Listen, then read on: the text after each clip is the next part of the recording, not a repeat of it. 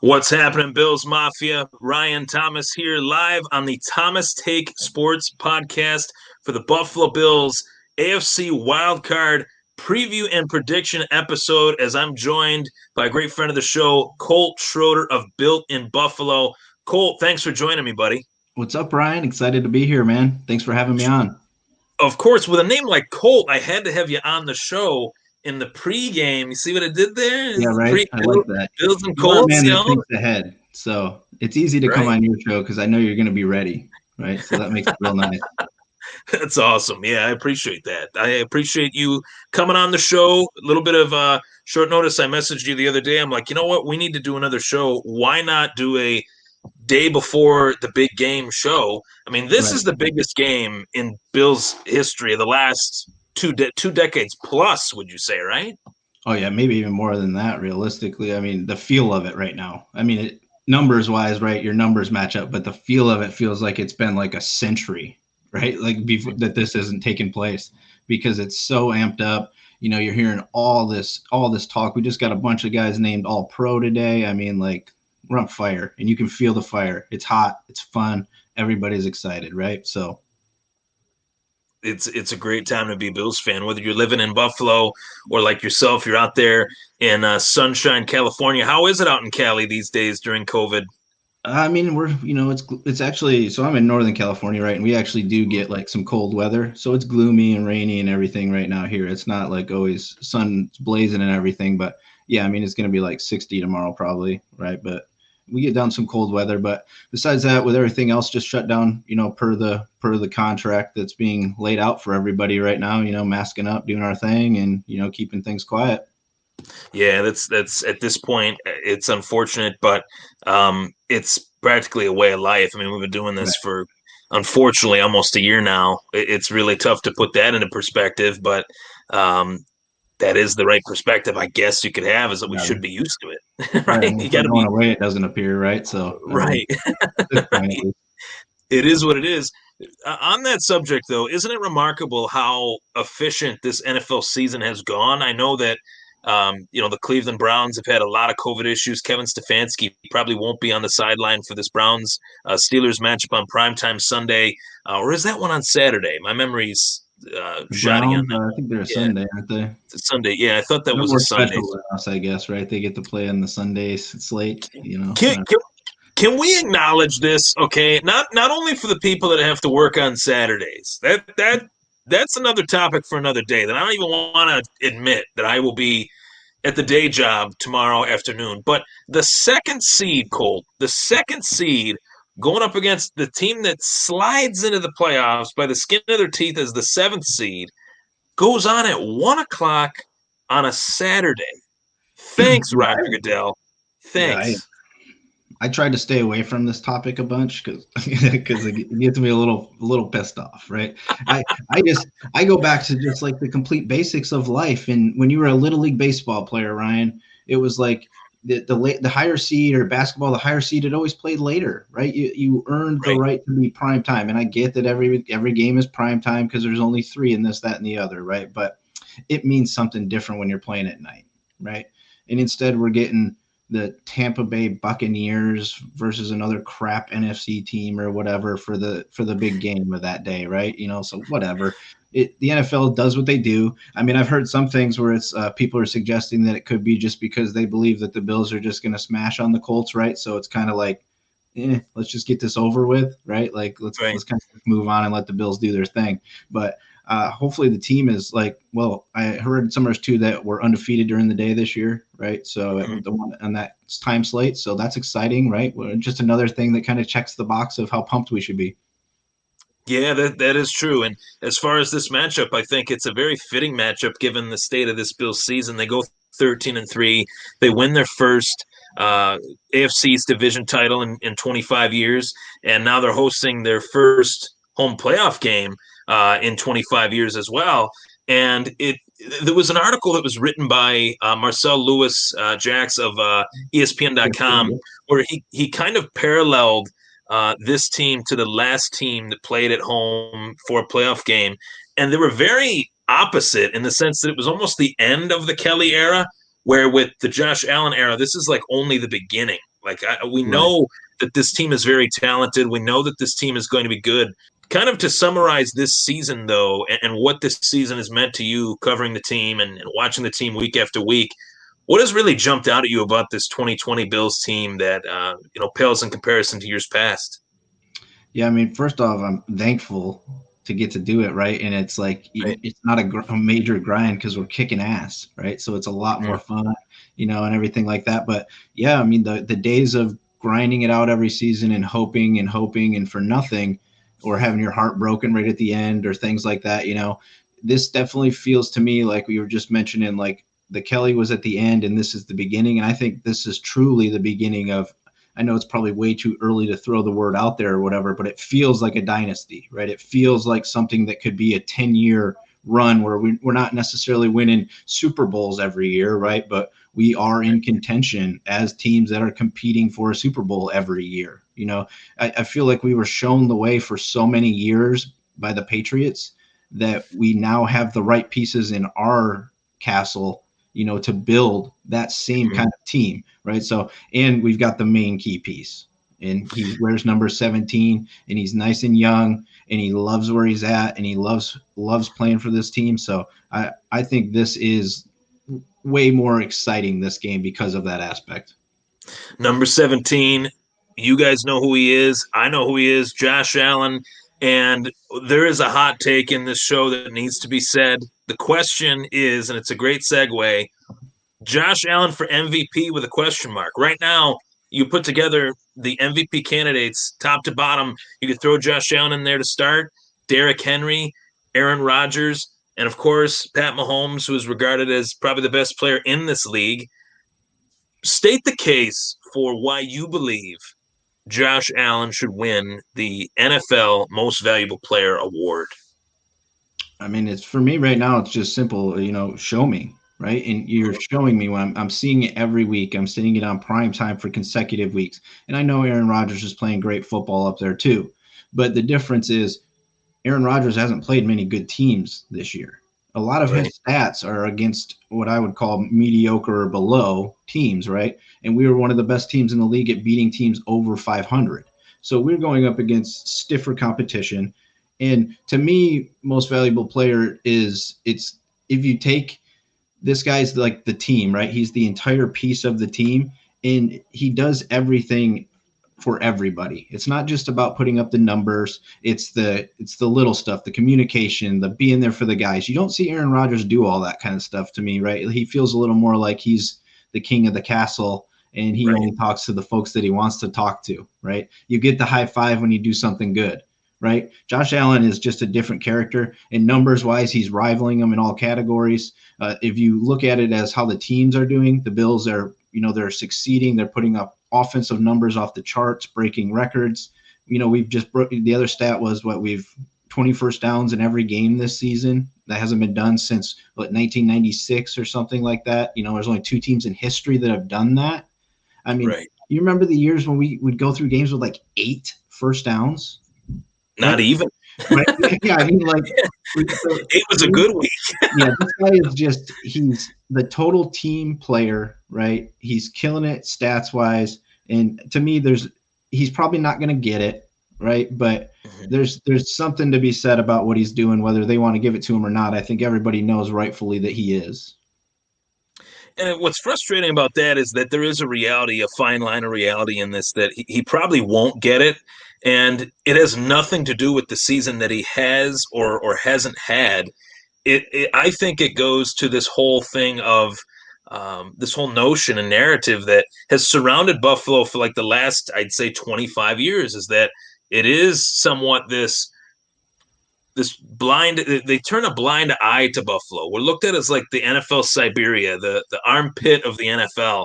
And I hate saying that. And I know that we've had our fair share of do and we've had our fair share of shine from guys like Colin Cowherd and some really big names in the sports landscape, but in the sports media landscape, I should say. But the numbers for Josh Allen this year are better than Lamar Jackson's.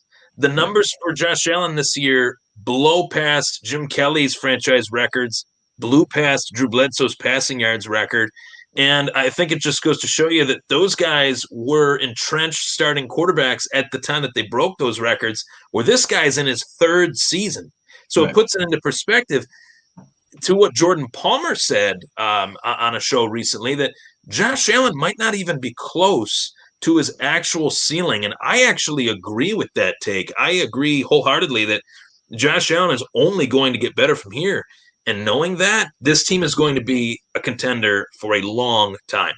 Right. Well, it's because what he has around him too, right? This thing is built right now for a long-term run. And the other case you can make for Allen being MVP is who led the league in receiving, right? Like one of his players that he has to get the ball to be successful led the league, right? Like Right. Aaron Rodgers didn't do that, right? There's nobody on Aaron Rodgers' team that he's got the MVP, he's got them to being leading in the league, right? So, and I know a lot of people just be like, well, you just feed Diggs all the time. You feed Diggs all the time. If you go and look at it, not really.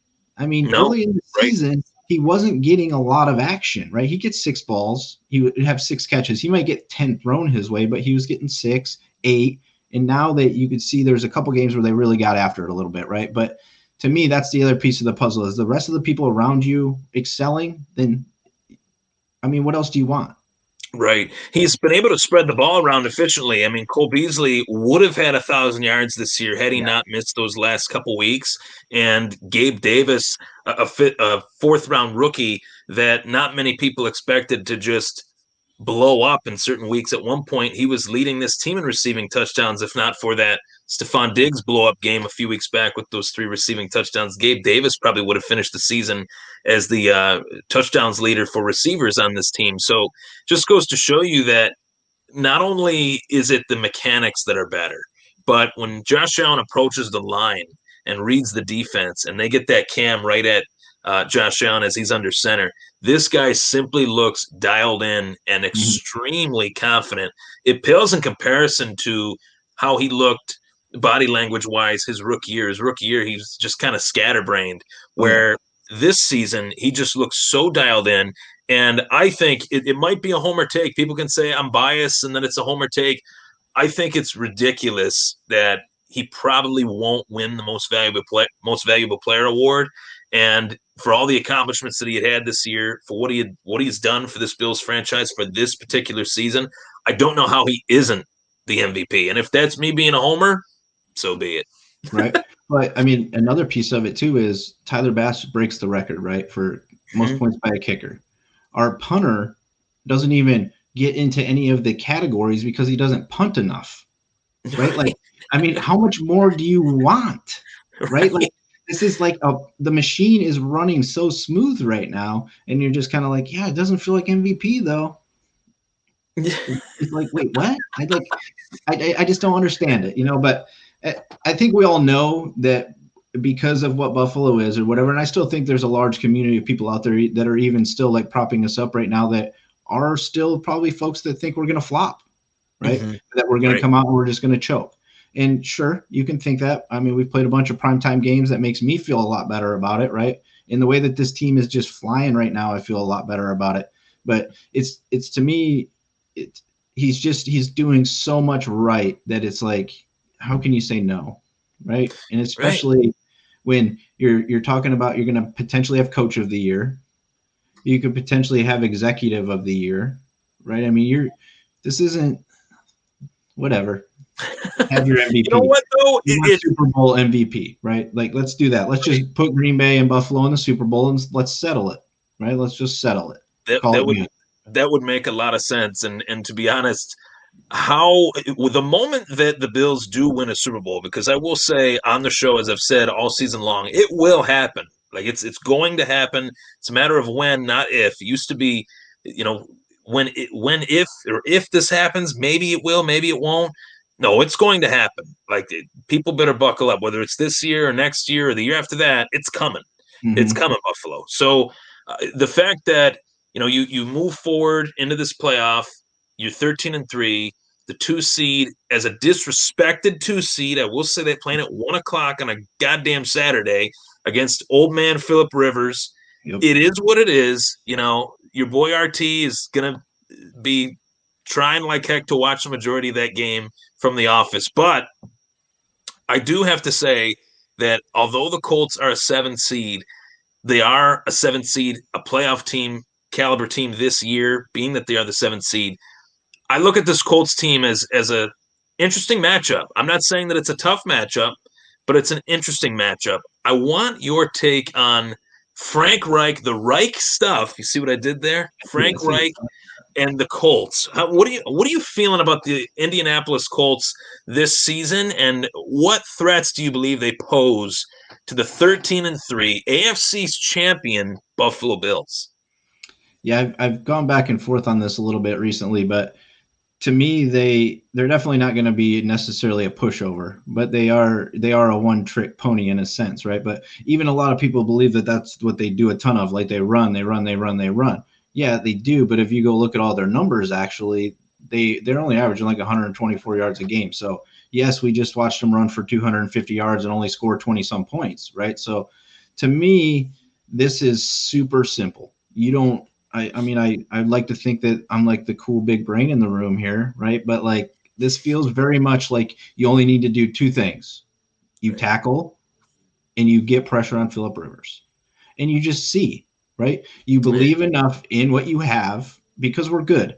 I mean, we got to stop T.Y. Hilton. They got Trey Burton. The Pittman kid could be a little bit of a challenge because he's got some size, right? But to me, Phillip Rivers is still the guy that just – when he knows you're coming, he's going to take that two-step drop and try to just fling it in the air, right, and hope for the best, right? You know, he's good at that. So I just, to me, it's very, very simple. He doesn't do good with people around his feet. You make him go quicker, he doesn't do well. In the way that our defense is playing right now, we're only allowing like 3.7 yards per rush. So for me, it's simple. Tackle. If you went and watched the game last week, that the Colts played, they broke tackles left and right. That's the only reason they did it. They do short dink and dunk stuff, and they try to break tackles. They do almost exactly what we do, except for they do it at like 6 yards, and we try to do it at like 10 to 12 a little more often, right? So for me, that's all we have to do defensively. If we just tackle and we put pressure on them, and we allow our cornerbacks to do more of just one-on-one, you guys got to stand up.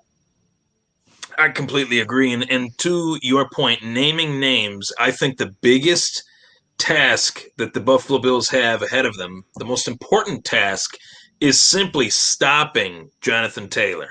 And I really liked Jonathan Taylor coming out of college. He was a running back that, you know, I knew that the Bills would be in line to take one, whether it was Zach Moss, Jonathan Taylor, J.K. Dobbins, whoever it may be. I knew that Jonathan Taylor was going to be a immediate impact player, but it didn't come quite as quick as what I thought. He had a lot of struggles throughout his rookie year, and now he's kind of getting hot at the right time for them.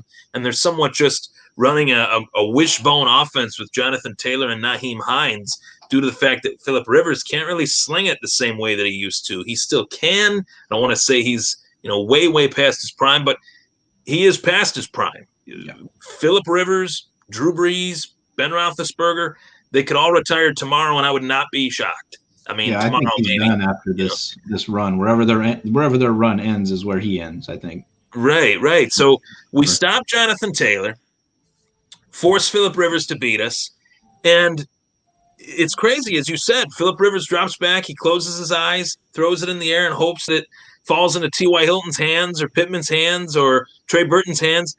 Most of the time, it goes to the other team. I mean, how many times has Phillip Rivers won a game and then lost a game the next week for his he is one of the most hot or cold quarterbacks that I've ever seen, especially in this modern era. Got a lot of Fitzpatrick to him, right? He can come out and like if you went and watched the game they played against the Steelers, they came out and put up like 28 points on him in the first half, like it wasn't no thing, and he was slinging it all over the place, right? But yeah, I agree with you. To me, he's the only thing we do, I think, have to be careful of with Rivers is he's very good with the check down.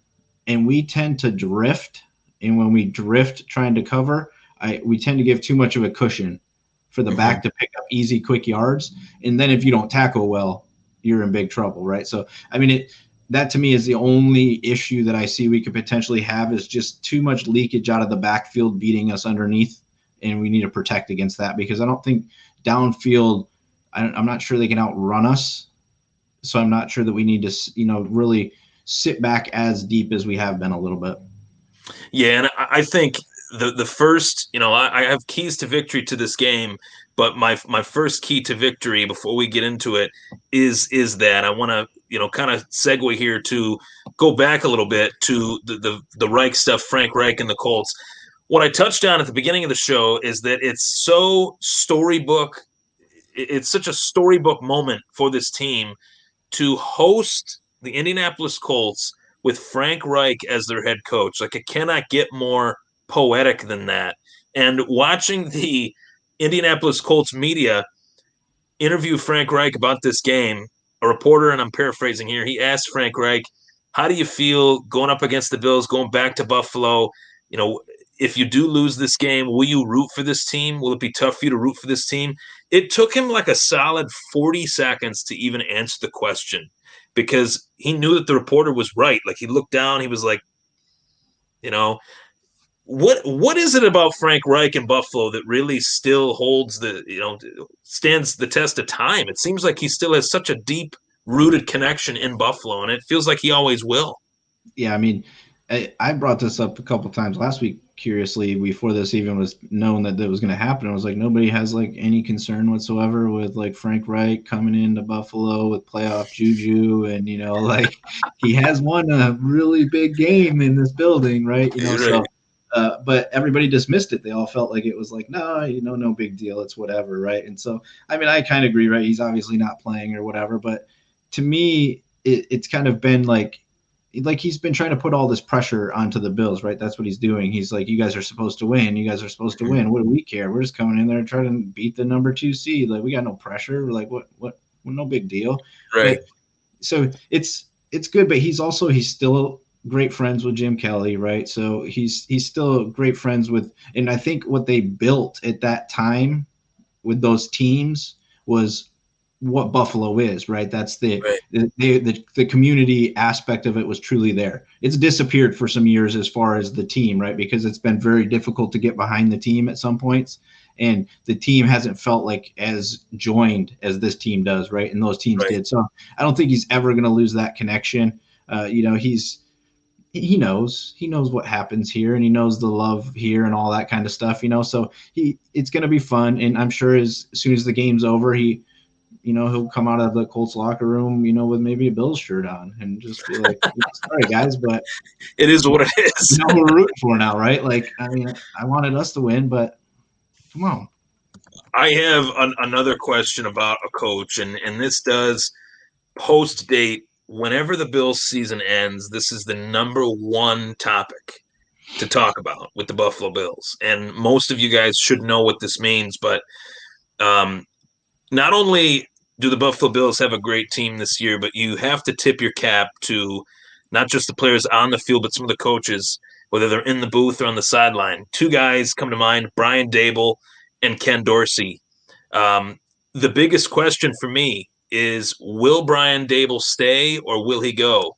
I want your take on this because this is something that I haven't really discussed on the show. I know this is an AFC Wildcard preview show, but this is such a crucial topic, even predating this game. I feel like there is this kind of sense that Brian Dable could be going, but maybe not. Maybe he will, maybe he won't.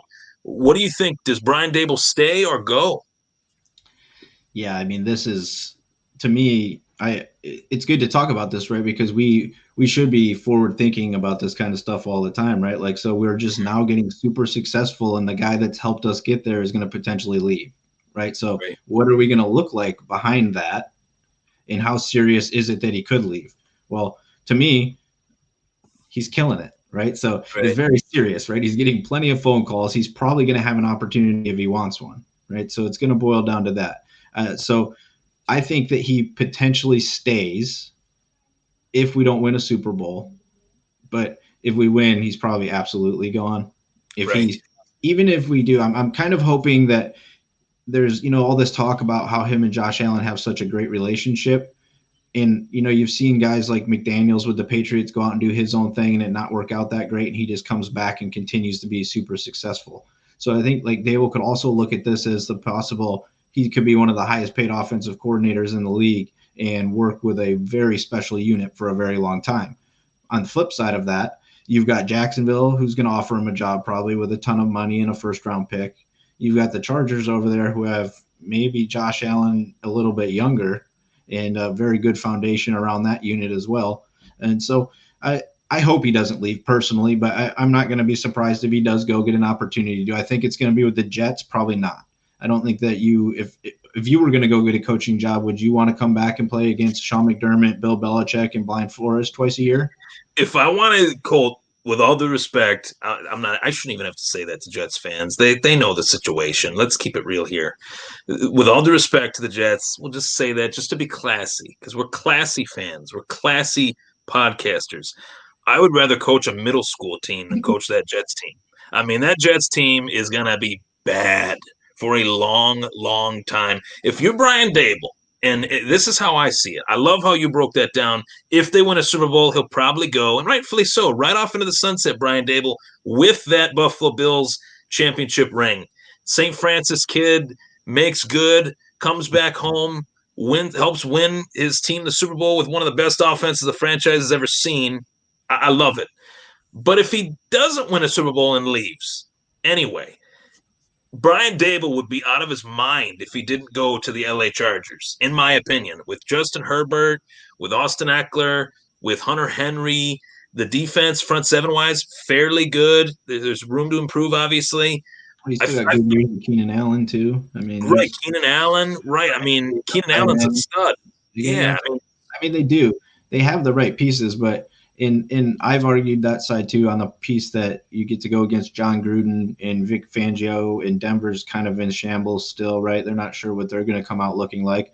The Raiders, I think, should move on from Gruden. I don't think he's that good of a coach. But I think you go into that scenario, right, where you do have to walk in there knowing that your challenge is always going to be Patrick Mahomes for the next who knows how long, right? Yeah. And I've been on saying for weeks now that I don't think the Chiefs are playing that good of football, and he's not going to play live football in like 3 weeks by the time he plays, right? Right.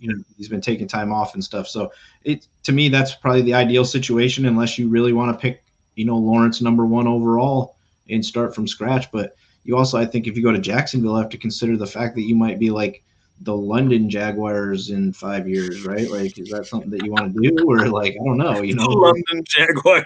Oh my God. I take that into consideration too. And then you've got that guy down there, the owner there, Khan, who's basically already come out and said that he's not going to relinquish the roster to the GM that he hires, right? Or to the head coach and things of that nature. So it's like, why would you want to go there? You're not going to get to do what you want to do truly. So I don't know. I've also have a part of me that hopes that we go super far because teams will get antsy and want to just hire guys so nobody else does. And by the time it comes down to it, hopefully somebody just scooped everybody up and there's nowhere left for Brian Dable to go. That's a fantastic point that I didn't even think of. The farther they go, the more of a chance Dable would actually stay, because these NFL franchises want to find a coach soon to prepare for this offseason.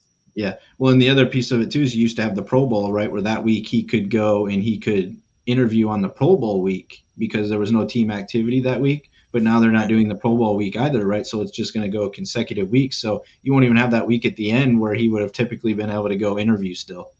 Wow. Yeah, that makes a ton of sense. If you really want him, you're going to wait for him, right? I mean, right. Like, especially if you're the Chargers, you're in a very good position. I feel like you could sit and wait long term and just be like, you know what, we really want to think about this. Right, and if you're the Jets, I mean, anything is an improvement at this point. You said you want to come here. Oh, okay. Yeah. Where do we sign? Oh, yeah, that's right. You're supposed to sign with us. Our bad. Yeah, like, we're new at this. Freaking Ask Madden's better than Adam Gase at this point. I know, right? Oh, he couldn't even get them the first pick properly. Right? Like, he couldn't even do that. He couldn't even get him the first pick. We are going a little bit around the NFL here, but I haven't addressed this on the show, and I know that I'm going to get a comment about it, so I want to hop on it, nip it in the butt. But did you see Deshaun Watson say that he thought he should have more say as to who the Texans hire as their next GM and head coach? Yeah, I typically. What planet are we living on? I know, I typically wouldn't be on board with that situation, but I feel like the Texans have no other choice but to do that, or he's going to potentially want to leave, and then you're like, what are you? Like you're like Right. nothing. JJ Watt wants out. Now you're talking about your quarterback might want out. Like nobody wants to play there. Right now while that situation's happening. So I think there's something to be said about him being able to sit down in the room and listen to what the coach wants to do, right? And be like, yeah, you know what, that feels right. That feels like that could work for me. His say, yeah, I don't know that we'd call it a say. I guess you could sit him in the room and be like, yeah, we're gonna give you some say. Go ahead. Yeah, what do you think? What do you think? Yeah, so we're gonna hire him. Yeah, okay, thanks. And you just do what you want anyway, right? Like, what's he gonna do? So I'm glad that we are not one of these teams that's having to deal with these crap situations like this, where there's just internal turmoil, right? And Right. it will eat your team alive. We've seen it happen with the Rex Ryan years and some other things, where once you start pointing fingers internally and start saying that things need to change to that level, you've got big time trouble. I couldn't believe it though. Like just the thought that, yeah, he is a very talented player. Deshaun Watson, that is. He's a fantastic player. One of the more underrated players that this game has, I'd say, especially at the quarterback position. I think he's phenomenal. And the fact that, you want to be the quarterback, you want to be the leader, you are the leader, you check off all the boxes, and you do want to have some say as to who they bring in head coach GM wise, but at the end of the day, like you don't sign your own paycheck. They Right. offered you a contract, you signed it, which it was a ridiculous contract that is actually going to hamstring that team and tie their hands, I should say, for the better part of the next 5-6 years. What talent will they be able to bring in when you have a 40-50 million dollar quarterback on your cap? It's Right. going to be very interesting in Houston as well as Kansas City and as well as Buffalo. I think Josh Allen's going to get a big deal coming pretty soon. So, Yeah, um, we signed that deal like pretty soon. I was almost in. I think I said a couple weeks ago I wasn't going to be surprised if they did it when we made the playoffs and had right, it like ready, because when you sign him to this deal, it can start at the end of his rookie contract, right? So you can sign it right now and it can be in effect, like, but he can still play what he's playing on right now. So I don't know.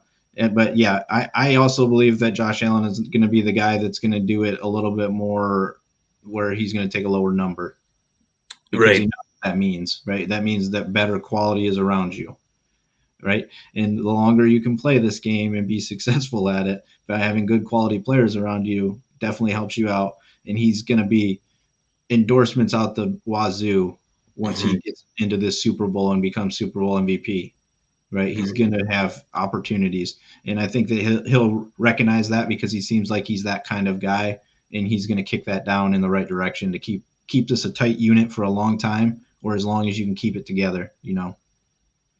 I completely agree. And if there's any quarterback right now that has a rookie contract that deserves mega millions, it is Josh Allen. Like Yeah.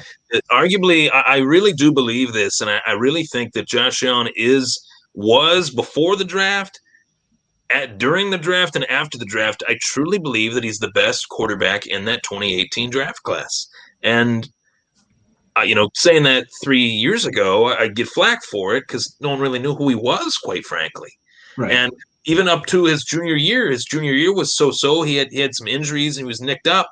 His senior year, a lot of those junior players that he played with declared or got hurt, and he didn't have those Tanner Gentrys around him. He didn't Right. have those guys. So And then he he came out against the plays. Heisman winner, What was right?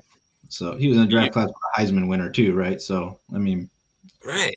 tough. I mean, But he's definitely the best one, and he's proving to be the best one right now, I think. I mean, look, like, I don't know. I get into this all the time. I don't think Baker's all that great in the no, way I Josh don't is either. performing right now, and I think Baker's probably where the best that he can be, right? And we're hearing it from everybody that Josh has a long way to go. Yeah, and as far as Sam Darnold goes, I mean, do you think he'll get traded? Even if they have the 2 pick instead of the 1 pick, do you think they'll move forward with Darnold? Do you think they'll go with Fields or Lance or some of these other quarterbacks that are out there? If I'm the Jets, I trade the number 2 pick and I keep Sam Darnold. I I mean, like it. you can get so much value for that, and you need a quarterback, absolutely, right? But you also need more than that, You need and a you're lot going more to than get a that. ton of value, and you could get future first round picks, where you could be going into the next 3 drafts with 2 first round picks every year, right? That's how you change a franchise, right? That's how you potentially change a franchise, right? Because you don't necessarily always hit, but and I still think that you bring in Sam Darnold and you give him an opportunity to work with a different coach. He has not had a good head coach. Do I think he's great and can be, as good as Josh Allen? No, right? I think you're going to find that he has to be with a team more like an Alex Smith style, right, where he needs a good defense around him, and he can make some things happen, but he's not dynamic enough to me, or at least he hasn't been put in a system to show that he's dynamic enough to be that kind of player. Which team would you say, outside? I'm not trying to look past the Colts, but I do believe that the Bills will win tomorrow. And I think that they should. If they lose tomorrow, I will be stunned. I'm saying it right here, right now. It would be a massive upset if they lose to the Colts tomorrow. But what AFC team is the one that scares you the most? Well, I base everything pretty much on what I'm seeing right now, right? Like, so how is everybody coming into this playoffs? What have they been doing? Who have they been playing? Like, the Bills were coming in hot, right? The Colts trickled in. I mean, they were playing good. They were scoring enough points and winning games, and they were beating some okay teams and beat a couple good teams. But you just felt like it, like the Steelers came crashing in, right? The Browns kind of limped in. I feel like Kansas City was limping in. So to me, the only other team that's rolling right now that's playing well is Baltimore. I think Tennessee is a good football team too and can be dangerous for sure. They have the right recipe to win any week, right? So they could too.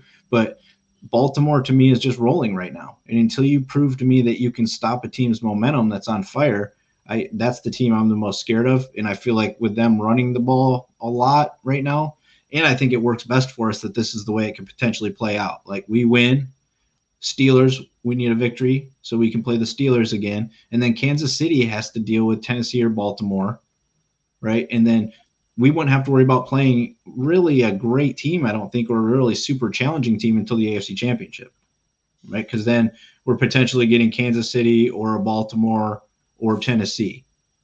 Which, if we're playing anybody, that if we're playing Baltimore or Tennessee, if we're not playing Kansas City in the AFC Championship, we're going to the Super Bowl. Like it very well could be, right? I feel like that to me, like the Colts, I'm not dismissing the Colts, and I'm not saying that they couldn't absolutely show up and potentially stun us, right? I mean, it's possible. They've beaten Tennessee this year. I mean, they've right. beaten Green Bay, right? I mean, they've played and won successfully at times, but this team we are right now just feels like we're way, way above everybody else, right? It feels that way. And so to me, that's if Baltimore's the team I still think we would beat them. I don't care that they run all the time. Try it, right? Yeah. Like what happens if we stop you and we score 21 points at the half? And to me, the big change for this team has been the third quarter success on offense, right? We've been scoring a ton of points in the third quarter, and that has put teams out of range, right? They haven't had an opportunity to get back in games with us because we've been successful at that. So for me, the showdown with Baltimore in the AFC Championship. Showdown with Baltimore in the AFC. And I like that matchup for them because it would be at home, regardless, zero fans or no fans. This team at home is a problem for anybody. So I think if they do play the Ravens in Orchard Park, New York for the AFC Championship, I think we're going to the Super Bowl. Like I truly believe that, and it would be amazing. So to get to the game here, keys to victory for the Bills in this one. I would honestly say my number 3 key to victory. We'll go 3-2-1. Okay. Attack early. I want to see this Buffalo Bills defense swarm Jonathan Taylor at the line of scrimmage, pressure Phillip Rivers, and that kind of goes into key to victory number 2, which would be to force turnovers. If we force the Colts to play from behind in this one, they won't be able to catch up. I think against our offense, with how hot our offense has been, force Phillip Rivers to turn the ball over once or twice. And if we can continue this third quarter success that we have seen, that's all she wrote. And that would mean that they close the show. No more repeats of last year. We've replayed that in our mind enough with this Houston Texans playoff game. Closing the show is so important. But Colt, I want your take on this. How did the Bills close the show when virtually all season long, with the exception of a few weeks, the Bills have been virtually unable to really establish much of a run game. Does that worry you in the playoffs as far as the Bills' ability to close out games if they can't run the ball and control the clock? So for me, you had three key takeaways. I only have one. My Okay. one encompasses a bunch of things, but it's Mhm. only one. And my one is do not change a thing that you have done from the past few weeks. I don't want to show up tomorrow and see us try to run the ball. I don't care that we can't run the ball. We don't need to run the ball. Until you show me that you can stop us throwing the ball, why should I care about running? That's Right? true. And we Great point. essentially built in run game in our pass game, right? We do the quick little dink and dunk stuff. That's 3 yards, that's 4 yards. That's a run, right? That's a Yeah, successful run at 4 to 5 yards, right? it's a So great point. we do it differently, but we have a good. I mean, we're averaging over 100 yards rushing now a game, right? So I mean, Right. I, so for me, it's don't change a single thing. Nobody lately has been able to stop you when they just line up across from you. So just continue to do what you've been doing. Come out, throw it around until they prove to us that they can stop us. Because everything you mentioned is the keys truly to it, right? Get out in front, come out hot second half, step on their throats, right? And it's hard for us to say that because we're not used to seeing that happen with Bills teams ever, right? It's always, even if we have a lead in the late quarters, we're anticipating we're going to lose it or we're going to have to battle to keep it, right? We don't do that with this team because we don't have a running game. So not having that running game actually helps us blow teams out because we have to throw the ball. So we throw it to this guy out here and he runs for 20 yards and then we're back down the field in scoring range again, right? So Right. I They're I able to think that control give field us a challenge first quarter, maybe into the second quarter, and it could feel a little like the Steelers game. Like we might not be super happy with how smooth it all looks, but I think we'll still be up at the beginning of this half, and then we come out and we just finish the game. Right. I agree. I like that point in the fact that they've had a quick passing game. And, it's not something that I'm really worried about, but it's something that has to be brought up because it is a reality of the situation that, Does it have to be brought up though? Because we're so used to it, right? Because to me, that's all this really is, right? Is everybody is so used to just being like, well, no, when you go to the playoffs, you have to run. Well, right. Well, no, why? that's what I'm saying. The perception Yeah, is that you do have to run, but the Bills are shattering the mold. That's my point. In terms of I don't think they have to run the football to win a playoff game. I really don't. But the fact that they haven't had a great run game, they've won 13 games. They were one play away from going 14-2. That tells me that they have a passing offense that is unlike any in the National Football League. You can put it up against Kansas City, you can put it up against Baltimore, you can sure as hell put it up against Indy. This is the matchup that I think is almost like in this way a gimme in the sense that I don't think the Bills will have to throw the ball as effectively against Indy as they would against Kansas City or as they would against Baltimore because I think Indy's offense is an offense that will shoot itself in the foot if they can't run the ball. right. So that would allow us to actually practice closing out the show via the Which run I game. think we've been doing, right? I mean, you've seen it the past few weeks. I mean, Yeah, the Steelers game, we absolutely closed them out, right? This yeah, game, even last week, Barkley slammed the door shut. Like Barkley shutting the door shut. You should be pretty stoked about what this team can do.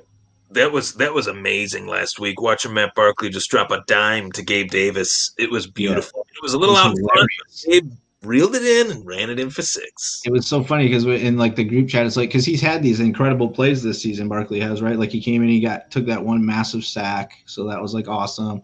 He was getting ready to come in at quarterback, and he handed the ball off, and that turned into a 60-yard touchdown. And then it was like every time that we say Matt Barkley's going to come in and play quarterback, something happens. They're like, yeah, he's warming up on the sideline, punt return for a touchdown. It's like that. Barkley just got that charm. Just say he's coming in, one play, it's going to be awesome. So, Colt, what is your score prediction to end the show? As I always do, I love to end the show with a score prediction. What do you got? What do you got the score going? I'm going to go with a 34-12 football game, Buffalo Bills. We got the same point total. We got the Oh, same really? point total. I have it. Excellent. I have it going 34-24. to 21. All right. I think Phillip Rivers, being that he's Phillip Rivers, will throw some garbage touchdown at the end of the game to kind of close the show and make things a little close. I guess you could say close, 2-possession game, 13 points, whatever you want to. Yeah, you can call it close, whatever. But I think Phillip Rivers will throw like a garbage touchdown, and maybe Indy will think that they have another possession in it, but Buffalo's going to close the show and get a touchdown at the end of the game to make it 34-21, and the Bills advance. And I think it'd be really awesome if there was a Jacoby Brissett sighting tomorrow because they just sat Phillip down because it's so far out of reach. That they're just like, dude, before you get hurt, go sit down.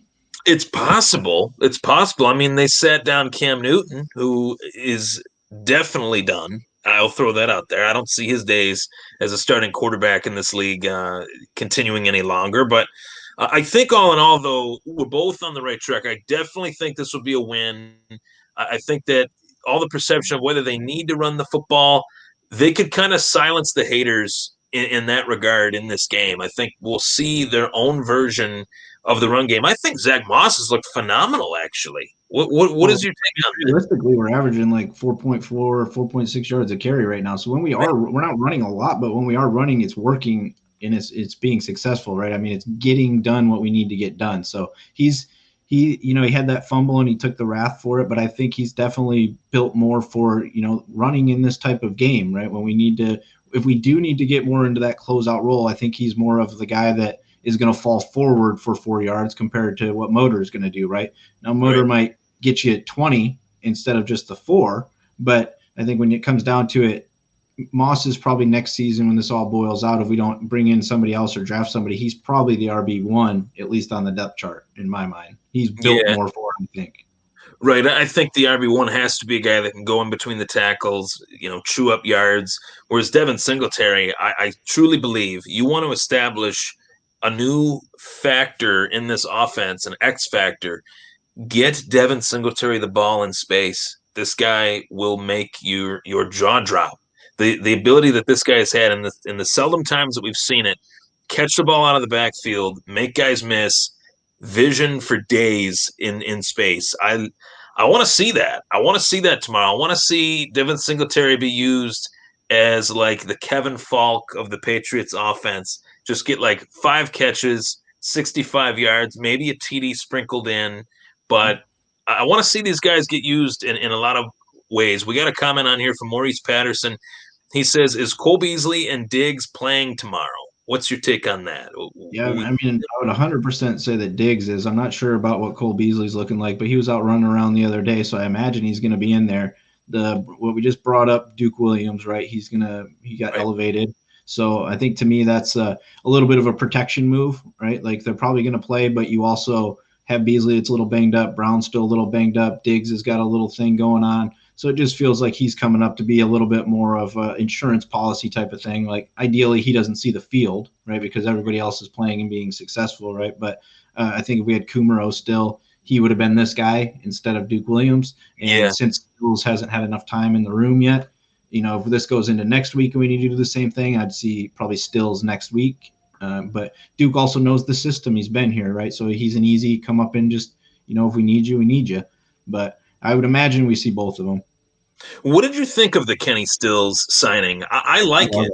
I love it. It's brilliant to me. It's the things that we don't typically do that we're doing with Brandon Beane and McDermott. This was a move that we were going to probably make in the offseason, and we made it, and we get him in the room. We get him excited to be part of this team. He's going to potentially win a Super Bowl, right? Why would you not want to come back and play for that team next season and sign a deal, right? And I think that he's 29 or whatever, so he's probably not, it would be nice if we could have found somebody that was probably like 26 or so, because Brown's in his 30s, Cole's in his 30s, right? So, but still, it's a brilliant move.